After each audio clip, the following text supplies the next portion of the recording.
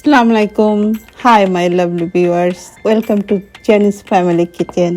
আশা করি সবাই ভালো আছেন। আজ আমি আপনাদের মাঝে নিয়ে এসেছি মজার একটি recipe. Chicken strip, chicken finger যাই বলুন না কেন একই কথা। চায়ের আড্ডা কিংবা বাচ্চাদের তো খুবই প্রিয় এই রেসিপিটি আমি আজ আপনাদের মাঝে শেয়ার করছি। এটা বানাতে কি কি লাগবে এখন তা দেখিয়ে দিচ্ছি। চিকেন ম্যারিনেট করার জন্য লাগবে 1 চামচ ড্রাই বেসিল, 1 চামচ লাল মরিচের গুঁড়ো, 1 চামচ পাপরিকা, 1 চামচ আদা রসুনের পেস্ট, স্বাদ মতো লবণ। ময়দা মিশ্রণের জন্য আমি নিচ্ছি 1 চামচ লাল মরিচের গুঁড়ো, 1 চামচ পাপরিকা, 1 চামচ ব্ল্যাক পেপার, 1 চামচ ড্রাই বেসিল এবং স্বাদ মতো লবণ। আমি চিকেনের দুটো বেস্টের পার্টি নিয়ে নিয়েছি, তা কেটে নিয়েছি একদম আঙ্গুলের মতো করে। ময়দা 1.5 কাপ, বাটার মিল্ক 1.5 কাপ। বাটার মিল্কটা বাসায় তৈরি করে নিতে পারেন। 1.5 কাপ দুধের মাঝে 2 চামচ লেবু রস দিলেই বাটার মিল্ক তৈরি হয়ে যাবে। চিকেনের পিসগুলো একটু বলের মধ্যে নিয়ে আমি সেই শুকনো উপকরণগুলো এর মধ্যে ঢেলে দিচ্ছি। এখন এটাকে ভালো করে মেখে নিতে হবে।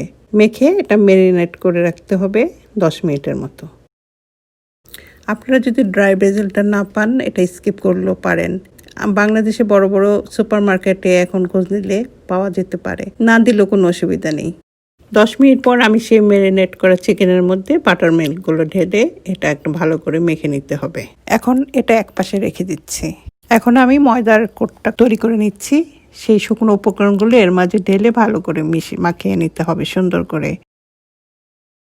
এখন আমি চিকেনের পিসগুলো নিয়ে ময়দার মাঝে গড়িয়ে নিতে হবে একটা একটা করে, এপাশ ওপাশ দুপাশই, যাতে সুন্দর করে ময়দাগুলো গায়ে লেগে থাকে, ভাজলে যেন দেখতে সুন্দর লাগে।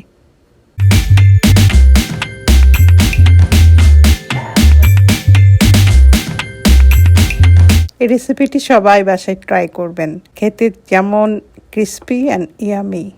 আপনারা কমেন্ট বক্সে আমাকে জানাবেন কেমন হলো।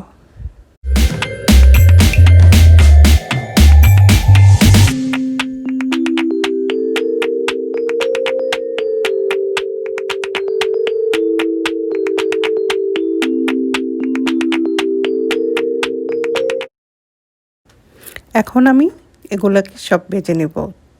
তার জন্য চুলায় একটা প্যান বসিয়ে তেল ঢেলে গরমটা দেখে নিতে হবে, মিডিয়াম আঁচে ভাজতে হবে। আমি একটা টুথপিক দিয়ে দেখে নিলাম। টুথপিকটা দেওয়ার পর একটু বুদবুদ আকার সৃষ্টি হলো, তো বুঝে নিলাম তেলটা হয়ে গিয়েছে।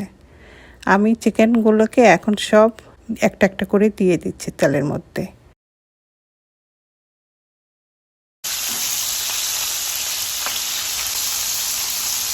চিকেনের পিসগুলো এপাশ ওপাশ সুন্দর করে গোল্ডেন করে ভেজে নিতে হবে।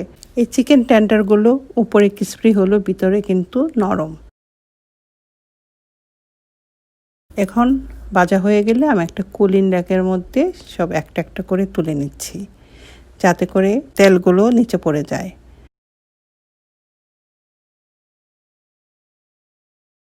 ওয়াও, আই হোপ আমার রেসিপিটি আপনাদের কাছে ভালো লেগেছে। যদি ভালো লাগে থাকে তো অবশ্যই like, comment, share and subscribe to my channel. ভালো থাকবেন, আমার জন্য দোয়া করবেন। আল্লাহ হাফেজ, বাই।